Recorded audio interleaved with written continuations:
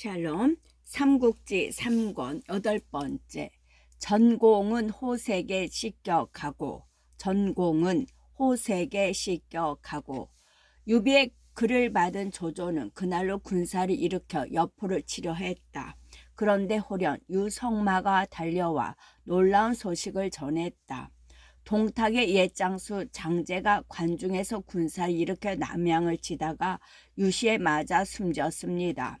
그런데 그 조카에 장수란 자가 있어 그 무리를 이어받고 가후를 모사로 삼아 다시 세력을 떨치게 되었습니다. 장수는 이제 형주의 유표와 연결하여 완성의 군사를 머무르게 한 뒤 허도를 엿보고 있다 합니다. 예전에 동탁이나 이가 곽사의 무리가 그랬던 것처럼 궁궐을 범하고 전자를 빼앗아 전하를 호령하려는 뜻임에 분명합니다. 그 말을 들은 조조는 크게 노했다. 대대로 군사를 일으켜 장수를 토벌하고 싶었으나 문득 여포가 걱정이 되었다. 유비의 일로 장뜩 준비하고 있던 여포가 허도가 빈 걸 알고 쳐들어올까 두려웠기 때문이었다.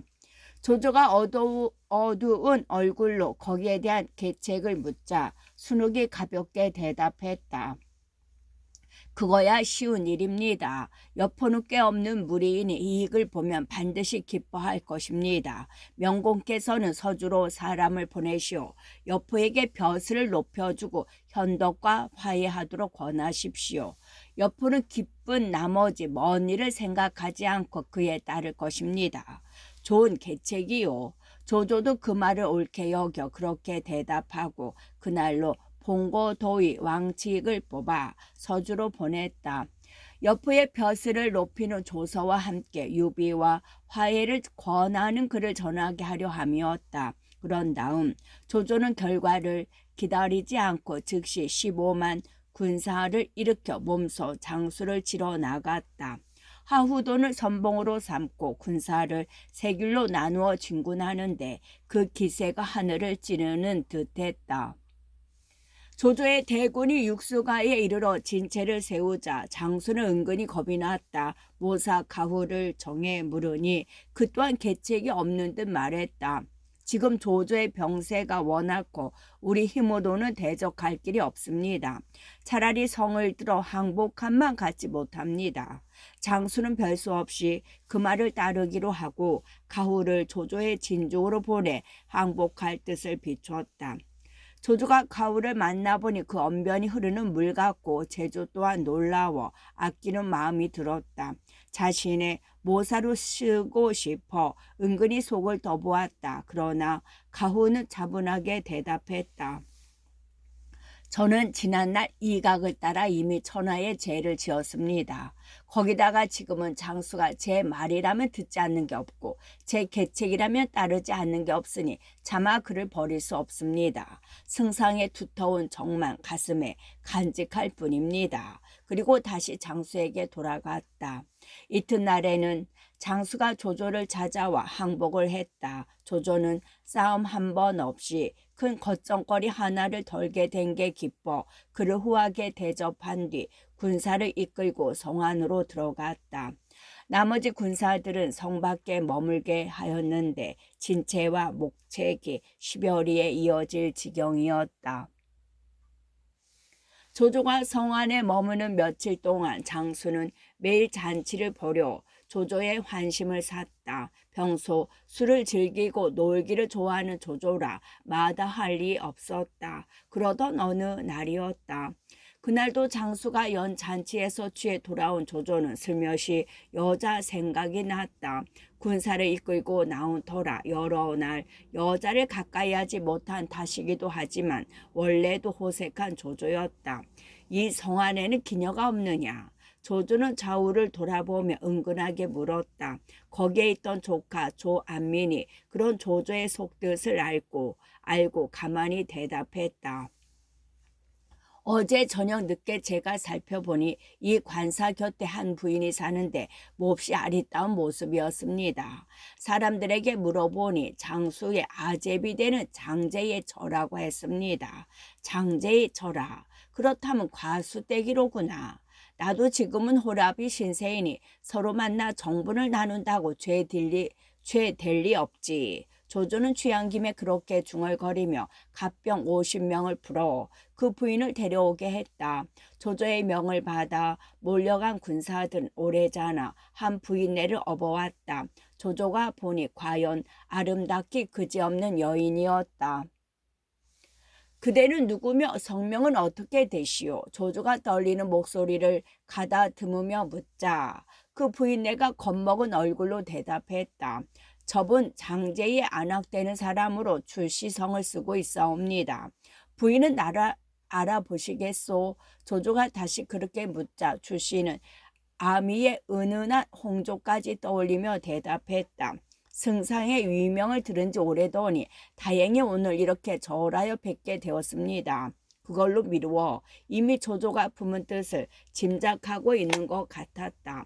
생각하면 이미 장제가 죽은 지도 여러 달 지난 터라 사뭇 싫기만 할 리도 없었거니와 장제 또한 정으로 만난 사이가 아니니 수절이 그리 중하지도 않았다. 조조는 이미 반허락을 받은 셈이었으나 짐짓 거드름을 떨어보았다. 내가 장수의 항복을 받아들인 것은 특히 부인을 위해서였소. 그렇지 않았다면 귀 가문은 모조리 멸족을 당하고 말았을 것이오. 죽은 목숨을 다시 있게 해주신 은혜 실로 무어라 감사의 말씀을 올려야 할지 모르겠습니다. 주씨가 새삼 고마움을 표시했다. 앵두 같은 미술가를 은은한 추파를 머금은 그 모습이 한떨기 꼭 같았다. 이에 용기를 얻은 조조는 완연히 드러내놓고 주씨를 달랬다. 오늘 부인을 보게 되어 실로 다행이오. 오늘 밤 나와 함께 잠자리에 들고 나를 따라 도성으로 돌아가면 어떠하오? 내 반드시 그대에게 부귀와 영화를 마음껏 누리도록 해드리겠소. 그러자 주씨는 말없이 절을 올려 딸의 뜻을 나타내는 말을 대신했다. 그날 밤 조조는 주씨와 더불어 마음껏 운우의 정을 나누었다. 그러나 새벽녘이 되자 주씨는 은근히 걱정이 있는 모양이었다. 지쳐 눈을 붙이려는 조조에게 교태롭게 감기며 속살거렸다. 제가 올해 성안에 있으면 필시 장수의 의심을 사게 될 것입니다. 거기다가 소문이 새나가면 반드시 남의 입에 좋지 못하게 오르내릴 것이니 두렵기 짝이 없습니다. 걱정 마시오. 내일은 부인과 함께 거처를 내 진채로 옮기겠소. 조조가 그렇게 주씨를 안심시켰다. 다음 날 조조는 정말로 거처를 성 밖의 진채로 옮겼다. 그리고 전의로 하여금 장막 밖을 엄하게 지키게 하여 아무도 함부로 뛰어들 수 없도록 했다. 그 때문에 안팎이 완전히 막힌 장막 안에서 조조는 매일 밤낮 없이 지냈다.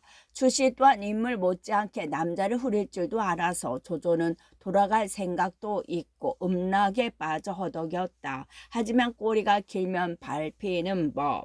조조가 주씨를 데려간 지 여러 날이 되자 마침내 소문은 장수의 귀에까지 들어갔다. 조조 그 도적놈이 어찌 이리도 심하게 나를 욕부일 수 있단 말이냐. 부리는 사람들로부터 그 소문을 듣자 장수는 성나 소리쳤다. 그리고 급히 가후를 불러들여 의논했다. 조조 그놈이 내 숙모를 자기 진채로 잡아가 밤낮 없이 욕을 보이고 있다니 세상에 이럴 수가 있소. 세상 사람들은 이 장수를 숙모를 바쳐 구차하게 목숨을 빈 못난이라 욕하지 않겠소. 일은 결코 용납할 수 없소. 공은 나를 위해 다시 꾀를 내어주시오. 가후가 한참 생각에 잠겼다가 천천히 입을 열었다. 정의 생각이 그러시다면 방도가 없는 것은 아닙니다. 다만 결코 일이 사전에 누설되어서는 안 되니 은밀하고 신중하게 처리하십시오. 그러고는 장수의 귀에 대고 상세한 계책을 일러주었다. 듣고 난 장수가 기뻐하며 그에 따르기로 했다. 다음 날이었다. 장수가 조조를 찾아와 뵙기를 정한 뒤 전연덕스러운 얼굴로 말했다. 새로 승상께 항복한 뒤라 그런지 도망치는 자들이 부쩍 늘었습니다. 진채로 옮겨 단속을 엄히했으면 합니다. 좋도록 하게. 아직도 주씨에게 빠져 정신이 없는 조조는 별 생각 없이 그렇게 허락했다.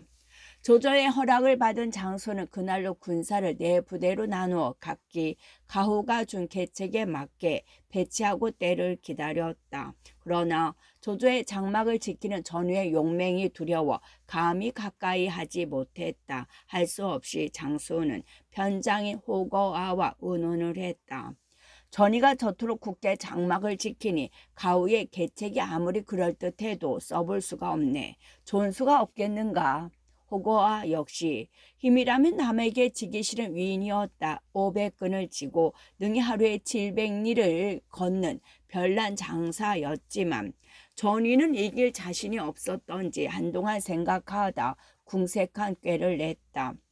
전위가 두려운 것은 그 상철극 때문입니다. 내일 주공께서는 전위를 불러 술을 내리시고 한껏 취하게 한 뒤에 돌려보내십시오. 그러면 그때 저는 그를 따라온 군사들 틈에 섞여 그의 장막으로 들어가 상철극을 훔쳐내 오겠습니다. 만약 그 상철극만 없애버린다면 전위도 별로 두려울 게 없습니다. 궁색하기는 해도 꾀는 꾀였다. 장수는 몹시 기뻐하며 먼저 무기와 군사들을 충분히 갖추도록 각체에 이른 뒤에 가후를 시켜 전위를 정했다. 이미 항복을 한 장수의 정이라 전위는 별 의심 없이 왔다. 전위를 맞은 장수는 정성을 다해 마련한 좋은 술과 안주를 내고 더불어 마시기를 권했다. 그리하여 생각 없이 받아 마신 전위가 몸을 가를 수 없을 정도로 취한 뒤에야 자기의 군막으로 돌려보냈다. 이때 호거아도 졸개의 복색을 하고 전위를 따라온 군사들 속에 숨어들었다. 그날 밤이었다. 그 같은 무서운 음모가 꾸며지고 있는 줄도 모르고 조조는 장막 안에서 추씨와 술을 마시고 있었다. 갑자기 입마가 수런거리는 소리를 듣고 사람을 시켜 나가보게 했다.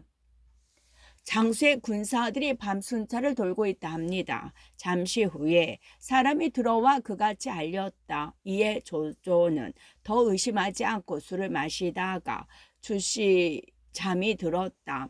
그런데 이경이 되었을 무렵 갑작스런 군사의 함성 소리와 함께 말 먹일 풀을 실은 수레에 불이 났다는 보고가 들어왔다. 잘못해서 군주에 불이 난 모양이요. 걱정할 것 없소. 조조는 대수롭지 않다는 투로 놀란 추씨를 위로하며 다시 자리에 들었다. 그러나 오래전에 불길은 사방에서 일고 조조는 비로소 심상찮음을 느꼈다. 전이는 어디 있느냐? 조조가 황망히 옷을 깨며 급한 목소리로 전위를 불렀다. 이때 전위는 장수에게서 얻어마신 술에 취해 잠들어 있었다. 꿈꾸는 듯하게 북소리 징소리와 죽이고 죽는 함성이 들렸다. 취한 중에도 몸을 일으켜 정신을 가다듬으며 손에 익은 상철극을 찾았다. 그러나 어찌 된 셈인지 상철극이 보이지 않았다. 전위가 당황하며 군막을 뒤지고 있는데 어느새 적병이 진문을 쏟아져 들어왔다. 전위는 급한 김에 보졸의 허리에 찬 칼을 빼어 들고 앞을 노려보았다. 헤아릴 수 없을 만큼 많은 군마가 장창을 비껴들고 조조의 군막을 향해 몰려오고 있었다. 전위가 힘을 다해 찢고 베니 앞선 군마 가운데서 20명이나 말등에서 떨어졌다. 그 바람에 겁을 먹은 적의 마구는 주춤했다. 그런데 때마침 적의 보졸이 당도하자 다시 기세를 올려 몰려들었다.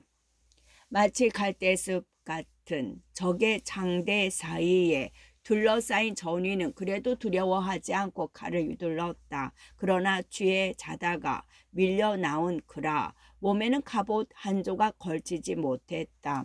거기다가 무기까지 손에 익은 상철극이 아니라 보졸들이 허리에 차는 보잘것없는 칼이고 보니 그 몸이 성할 리 없었다. 아래 위로 수십 군데 창을 맞아 눈뜨기 보기 어려운 형상이었다. 그러나 전위는 여전히 산악처럼 버티어서서 물밀듯이 몰려오는 적을 막았다.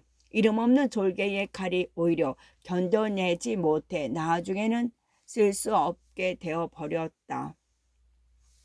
그러자 전이는 양손에 군사 하나씩을 잡고 그걸 무기로 싸우기 시작했다. 전이가 손에 든 군사들을 가벼운 몽둥이 휘두르듯 하는데 맞아 다시 적병 몇이 쓰러졌다. 실로 무서운 용맹과 충성이었다. 그러자 적병들도 감히 더 접근할 생각이 들지 않은 듯 멀찌감치 물러나 활을 쏘아대기 시작했다. 그 화살이 마치 소나기처럼 쏟아졌으나 전이는 의연히 진문에 버티고 서 있었다. 갑옷을 걸치지 못한 맨몸이라 전이가 아무리 손에 든 군사를 휘둘러 막아도 몸에는 고슴도치처럼 화살이 꽂혔다. 그때 다른 곳을 뚫고 들어간 적병의 일부가 전이의 등 뒤에 이르렀다. 그들 중에 하나가 이미 반 넘어 혼이 나가 앞만 바라보고 있는 전이의 등판 깊숙이 한 창을 찔러 넣었다. 천하의 전이도 거기까지는 견뎌내지 못했다. 몇 번인가 큰 고함을 지른 뒤에 쓰러져 붉은 피로 땅을 적시며 숨을 거두었다. 그러나 전위의 엄청난 힘에 질릴 대로 질린 장수의 군사들은 전위가 죽고도 한참이 되도록 감히 진문으로 몰려들지 못했다. 조조를 위해서는 참으로 귀중한 시간이었다. 이때 조조는 조카 조한민만 도보로 뒤딸린 채 말을 타고 정신없이 달아나고 있었다. 그것도 전유가 진문을 막아선 걸 보고 재빨리 진채 뒤로 가 말 위에 오른 덕분이었다. 그러나 워낙 철통같이 애워싼 적병이라 마침내 무사하지는 못했다. 조조는 오른팔에 화살을 맞고 그 말도 여러 곳에 화살을 맞았다. 다행히 조조가 탄 말은 대환에서 난 좋은 말이라 아픔을 참고 달려주었다. 간신히 보이를 뚫고 육수가에 이르렀으나 적병의 추격은 급했다. 조카 조한민은 거기서 적병에게 사로잡혀 창칼에 다져진 고기덩이가 되고 조조만 급하게 말과 함께 물로 뛰어들었다. 이번에도 좋은 말의 덕분으로 물은 무사히 건넜지만 말의 덕을 보는 것도 거기서 끝나 버렸다. 조조가 겨우 맞은편 강 언덕으로 올라섰을 때 마침 날아온 화살 하나가 말의 눈에 정통으로 박혀버렸다. 아무리 대환에 양마라 해도 눈에 화살이 박혀서야 배겨날리 없었다. 구슬픈 비명과 함께 땅바닥을 나뒹굴었다. 아버님 이 말에 오르십시오. 조조가 황망해 있는데 어디선가 뒤따라온 맏아들 조왕이 말 고삐를 내밀었다. 병법을 익혀주려고 특히 이번 출전 때 데리고 나왔는데 그 난중에서 용께 몸을 빼낸 모양이었다. 말을 잃는다는 건 곧 목숨을 잃는 것이라는 걸 잘 알면서도 아비의 위급을 보자 자기의 말을 바친 것이었다. 오, 너였구나. 고맙다. 조조는 두 말 않고 말 위에 올라 뒤에 한번 돌아보지 않고 잭지질에 사라졌다. 조왕도 그 뒤를 따르려 했지만 이미 너무 늦은 뒤였다. 말을 바꾸어 타는 동안 뒤쫓아온 적병이 소나기처럼 버부어대는 화살을 피하지 못해 끝내는 꽃다운 나이에 숨지고 말았다. 그런데 여기서 하나 음미해보고 싶은 것은 자식을 대신 죽게 한 것이나 다름없는 조조의 그 같은 저사였다.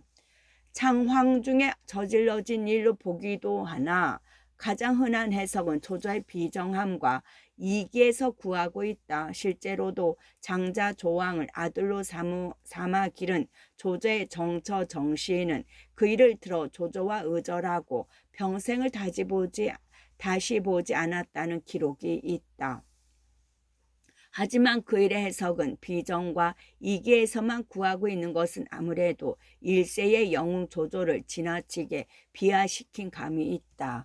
첫째로 아들을 살찌에 버려둔 채 뒤 한번 돌아보지 않은 것은 비정이 아니라 눈부신 냉철함일 수도 있다.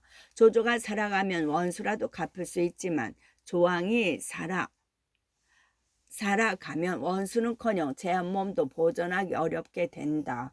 조조가 없는 배잔병들로는 장수의 끈질긴 추격을 끝내 벗어날지 의문이기 때문이다. 뒷날의 행적으로 보아 그걸 헤아리지 못할 조조는 결코 아니었다. 이기로 해석되는 부분도 실로 영웅에게나 가능한 매서운 결단으로 볼 수 있다.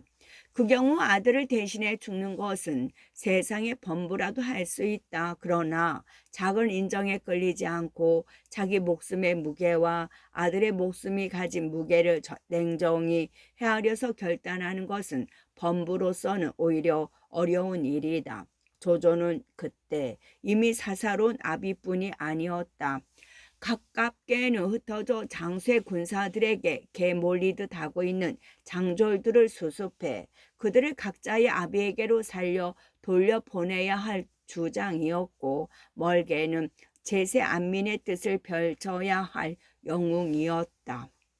어쨌든 자식을 희생으로 바쳐 겨우 목숨을 건진 조조는 오래 자나 흩어져 빠져나온 여러 장수들과 만날 수 있었다.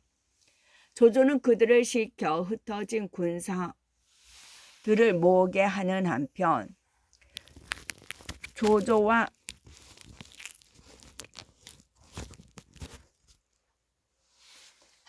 조조와 함께 있지 않아 피해를 면한 장졸들을 불러들였다. 오래자나 사방에서 모여든 군사로 조조는 한숨을 돌릴 수 있었다. 그런데 하우돈이 거느리고 있던 청주병 일부가 호되게 당한 꼴로 쫓겨와 울며 고했다. 우금이 주공을 배반했습니다. 그 말에 놀란 조조가 물었다. 무엇이? 우금이 어떻게 나를 저버렸다는 것이냐? 저희들을 까닭없이 그 숲에 수없이 죽였습니다. 청주병들은 더욱 구슬프게 울며 그렇게 대답했다. 청주병은 지난날 조조가 황건의 잔당을 도벌하고 거기서 항복한 자 가운데서 뽑은 군사였다. 원래도 싸움의 경험이 많은 데다 조조 밑에서 단련을 받아 날래고 용맹스럽기로 이름났지만 아무래도 출신이 도적이었다. 장수가 이미 항복을 했다는 말을 듣자 마침 성 밖에 둔치고 있음을 기화로 삼아 인근 마을의 양민들을 약탈하고 돌아다녔다. 마침 우금이 그들 가까이 있었는데 그 꼴을 보고 참지 아니했다. 자기가 거느린 군사들을 이끌고 양민을 약탈하는 청주병을 보는 족족 죽여버렸다. 지금 우금이 모반했다고 고하는 청주병은 때를 지어 약탈을 나갔다가 우금을 만나 거의가 죽고 간신히 살아 도망친 자들 몇몇이었다. 하지만 그 내막을 모르는 조조는 몹시 놀랐다. 뒤이어 모여든 하우든, 허조, 이전 약진 등에게 급한 대로 영을 내렸다. 평로교위 우금이 모반하려 한다 하니 빨리 군사를 정돈하여 막을 준비를 하라. 그 말에 장졸들이 부산하게 움직이고 있을 때 우금도 조조의 진체에 이르렀다. 그러나 자기가 받고 있는 의심을 아는지 모르는지 조조는 찾아보지도 않고 진체를 세우기에만 바빴다. 조조의 본영과 화살 닿을 거리쯤에 세우는데 호를 깊이 파고 채를 든든히 하는 것이 누구를 대항해 세우는지 얼른 짐작이 안 갈 지경이었다. 이때 우금과 함께 있던 순욱이 갑갑한 듯 권했다. 청주병들이 먼저 도착했으니 반드시 승상께 장군이 모반했다고 일러 바쳤을 것이요. 이제 여기 승상께서 와 계신데 어째요 그 일을 밝힐 생각은 않고 영체부터 먼저 세우고 계시오. 분위기로 보아 금세 거기에 있었던 일을 알아차린 순욱은 은근히 급한 마음까지 잃었다. 그러나 우금은 태연했다. 지금 적병이 뒤따라오고 있어 언제 여기를 덮칠지 모르는 일이오. 먼저 준비부터 하지 않으면 어떻게 적을 막을 수 있겠소. 승상께서 나를 그렇게 생각하고 계신다 할지라도 그걸 밝혀 바로 잡는 것은 작은 일이요. 적을 몰아내는 것은 큰일이니 작은 일은 먼저 큰일부터 해놓은 뒤에 해도 늦지 않을 것이요. 오히려 순욱이 자기 좁은 속을 내보이는 것 같아 은근히 부끄러울 지경이었다. 과연 우금의 말대로 장수의 추격군은 우금이 영체를 안돈시키기 무섭게 몰려왔다. 지금껏 뒤쫓기만 해오던 터라 자무 거칠 거 없다는 기세였다. 이때 우금이 먼저 영체를 나가 맞으니 장수의 군은 당황했다. 아무 질서 없이 쫓기는 군대가 아니었기 때문이다. 군사를 물려라. 돌아가자. 놀란 장수가 급히 영을 내려 군사를 물렸다. 그 좋은 기회를 놓칠 우금이 아니었다. 그대로 앞서 적진으로 돌격해 들어갔다. 아직 영체가 안돈되지 않아 처음 장수의 추격군이 나타났을 때만 해도 잠시 당황했던 조조의 여러 장수들도 그제야 군사를 몰아 우금을 뒤따랐다. 그렇게 되자 장수의 패배는 더욱 걷잡을 수 없었다. 형편없이 두들겨 맞고 백리나 쫓겨간 뒤에야 겨우 군사를 수습했다. 그 바람에 원래도 조조의 적수가 목대했던 그 세력은 더욱 볼품없이 줄어 있었다. 이제 힘을 다하고 도울 리도 없으니 어떻게 하면 좋겠습니까? 장수가 맥빠진 목소리로 좌우에게 물었다. 형주의 유표가 원래부터 조조와 사이가 좋지 못하니 그리로 의탁해 가는 것이 어떻겠습니까? 좌우가 한결같이 그렇게 권했다. 달리 갈 곳도 없는 장수는 이에 남은 장조를 이끌고 형주를 바라 달아났다. 가후의 꾀를 빌려 급습에는 성공하였으나 끝내 조조를 죽이지 못한 바람에 당한 낭패였다. 전이나 조왕의 죽음이 결코 헛되지 않았던 셈이었다.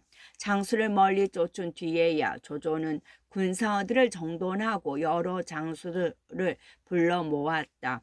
우금은 그때야 이르러서야 비로소 자신을 변호했다.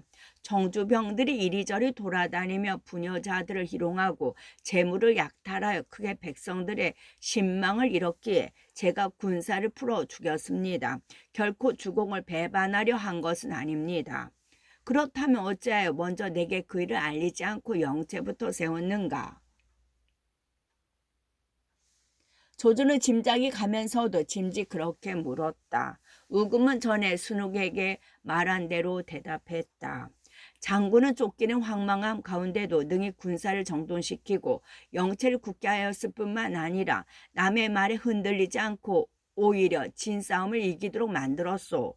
옛날에 명장이라 한들 어찌 장군보다 훌륭할 수 있겠소. 조조는 우금의 말을 듣자 그렇게 칭찬한 뒤 금으로 된 그릇 한 벌을 내리고 익수정후에 봉했다. 그리고 하우든을 향해서는 군사를 엄히 다스리지 않은 허물을 꾸짖어 상벌을 분명히 했다. 살아있는 장수들의 상벌이 끝난 뒤 조조는 다시 크게 제사를 지내 자기를 위해 죽은 전위의 혼을 위로했다. 내가 비록 맏아들과 조카를 잃었으나 그리 괴롭고 슬프지 않다. 지금 우는 것은 오직 전위를 위해서이다. 조조는 친히 술을 치고 흐느낀 뒤 여러 장수들을 돌아보며 그렇게 말했다. 또 한 번 조조다운 언행을 보인 셈이었다. 그러나 사랑하는 자식이나 조카보다 전위의 죽음을 더 슬퍼하는 그에게 장수들은 한결같이 감탄을 금치 못했다. 대강의 뒤수습이 끝나자 조조는 다음 날로 군사를 돌렸다. 비록 싸움은 이겼으나 어느 때보다 침통한 회군이었다. 자신의 호색으로 그렇게 된 셈인 조조는 더욱 침통했다. 다행히 허도에게 좋은 일이 기다리고 있었다. 전에 서주로 여포를 달래러 갔던 왕치익이 뜻을 이루고 돌아와 있었다. 그래 여포는 평동 장군이란 벼슬과 보낸 물품에 만족하던가. 조조의 그 같은 물음에 왕치익이 그간의 일을 간략하게 말했다. 그렇습니다. 제가 조서와 특사품을 내리자 여포는 몹시 기뻐했습니다. 거기다가 승상께서 자기를 공경한단 말을 듣자 더욱 기뻐 어쩔 줄 몰라 했습니다. 그런데 그때 마침 원술에게서 사신이 왔습니다. 원술이 오래전에 제위에 오를 것이니 동궁이 될 아들의 비로 여포의 딸을 빨리 보내달라는 요청이었습니다. 여포는 무엇라고 대답하던가. 원술더러 역적놈이 어찌 감히 이럴 수 있는가 하며 성을 내고 그 사신을 죽여버렸습니다. 그리하면 원술과는 완전히 돌아섰다고 믿어도 되겠군. 뿐만 아닙니다. 전에 혼인 문제로 와 있던 원술의 신하 한유까지 묶어 승상께 보내왔습니다. 그리고 따로이 진등에게는 감사하는 표문을 주어 저와 동행케 했습니다. 여포가 그렇게까지 할 때에는 무언가 더 얻고 싶은 거 있었겠지. 그건 무엇이었던가? 여기 승상께 올리는 글이 있습니다. 보시면 여포가 무엇을 더 원하는지 아실 수 있을 것입니다. 왕치익이 품 안에서 봉서 한 장을 꺼내 올렸다.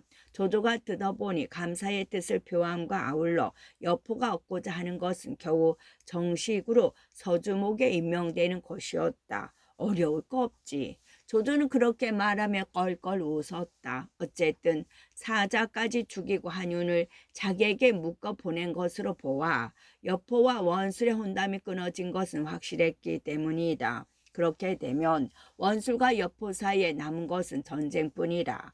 겉정거리를 덜었을 뿐 아니라 앉아서 이득까지 보게 된 조조로서는 크게 기쁘지 않을 수 없었다. 더욱이 조조가 얻은 것은 그뿐이 아니었다. 여포의 사자로 온 진등이 또한 예사 사람이 아니었다. 진등은 여포가 힘으로 서주를 차지하는 바람에 그 밑에 들어가게 되었으나 여포의 사람됨이 오래 세력을 보존하지 못할 것임을 알고 전부터 새 주인을 찾고 있었다. 그런데 한번 허들어 와 조조를 보자 마침내 전하를 얻을 이는 그라 여겨 마음을 고쳐 먹었다. 여포의 사자로 와 이런 말씀을 드리기에는 쑥스럽습니다만 여포는 일이나 늑대 같은 무리입니다. 용맹은 있으나 지모가 없고 또 거취를 정하는 데 가벼워 믿을 수가 없습니다. 승상께서는 일찍 그를 도모하는 게 좋을 것입니다. 조조와 담소를 나누던 중에 진등이 가만히 권했다. 그리고 아버지 진규와 그간에 꾸며온 일을 조조에게 밝혔다. 나도 이미 여포가 늑대 같은 신부를 가진 자라 오래 기르기는 어렵다는 걸 알고 있소이다. 하지만 공의 부자가 나를 도와주지 않으면 그의 사정을 알 길이 없고 사정을 모르고 덤볐다간 오히려 그 용맹의 화를 입을까 걱정이 외다. 그런데 이왕의 공의 뜻이 그러하다면 마땅히 함께 여포를 도모해야 되지 않겠소. 승상께서 만약 여포를 치시게 된다면 저는 안에서 접응하겠습니다. 그 말에 조조는 한층 기뻤다. 여포는 이미 반쯤 잡아둔 늑대라 생각하고 상부터 먼저 내렸다. 진규에게는 이천석의 녹을 내리고 진등은 광릉 대수로 삼았다. 그리고 여포에게로 돌아가는 진등의 손을 잡고 다시 한 번 더 다짐했다.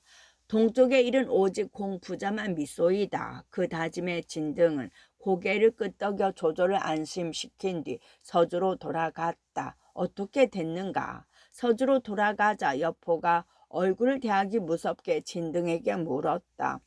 승상께는 일간 표문을 올려 장군께 서주목의 직첩이 내리도록 하겠다 하셨습니다. 그뿐인가?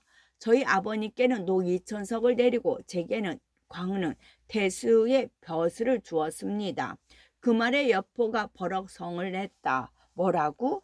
니놈은 나를 위해 서주목 직첩을 얻어오는 데는 힘을 쓰지 않고 니놈의 벼슬과 니 아비의 복록만 구했구나. 니 아비가 내게 조조와 손잡고 원술과의 혼담을 끊으라고 가르치게 그대로 하였는데 이게 무슨 수작이야? 내가 얻고자 하는 것은 결코 하나도 얻지 못하고 니놈들 부자만 갖기 높고 귀해졌으니 이는 틀림없이 나를 조조에게 판 값이실 것이다. 그러고는 칼을 빼어 진등의 목을 배려하였다. 여포의 둔한 머리에도 무엇인가 이상한 낌새가 느껴진 모양이었다. 진등은 속으로 깜짝 놀랐으나 겉으로는 대언했다. 한바탕 크게 웃고는 빈정거리듯 말했다. 장군께서는 어찌 그리도 세상을 보는 눈이 어두우시오. 내 눈이 어둡다고? 그게 또 무슨 소리냐? 여포가 주춤하며 되물었다. 조조를 만났을 때 나는 장군을 대하는 일을 호랑이 기르는 일에 비유했습니다. 호랑이는 그 배가 부르도록 고기를 먹어야 하며 만약 굶주리게 하면 반드시 사람을 문다고 말함으로써 은근히 장군께서 원하는 것을 들어주도록 권한 것입니다. 그때 조조는 장군을 매의 비유에 아직 토끼와 여우가 살아있는데 배불리 먹어서는 안 된다고 했습니다. 매는 배가 고파야 부릴 수가 있으니 배가 부르면 멀리 날아가 버리기 때문이라는 것이었습니다. 그렇다면 그 여우와 토끼는 누구란 말이냐? 여포가 좀 누그러진 얼굴로 말했다. 저도 그걸 물었던 바 조공은 웃으며 대답했습니다. 회남의 원술, 강동의 손책, 기주의 원소, 형주의 유표, 익주의 유장, 한중의 장로, 그 모두가 토끼나 여우 같은 무리가 아니겠느냐고 까지 이름뿐인 벼슬에 그리 연연하실 일이 아닙니다. 듣기에 따라서는 더 화가 날 수도 있는 말이었다. 여포는 천하의 문 영혼들보다 높게 보여준 것은 좋으나 그렇다면 그 여포를 기르는 조조는 누구란 말인가? 그러나 여포는 우선 조조가 자기를 원소나 원술보다 높게 보여준 데 기분이 좋았다. 꼭뒤까지 올랐던 분기를 풀고 칼을 던지며 중얼거렸다. 조공이 실로 나를 알아보는구나. 그리고 부드러운 얼굴로 진등과 서로 지하에 말을 주고받고 있는데 갑자기 유성마가 달려와 급히 고했다. 원술이 대거를 일으켜 서주로 쳐들어오고 있습니다. 끝.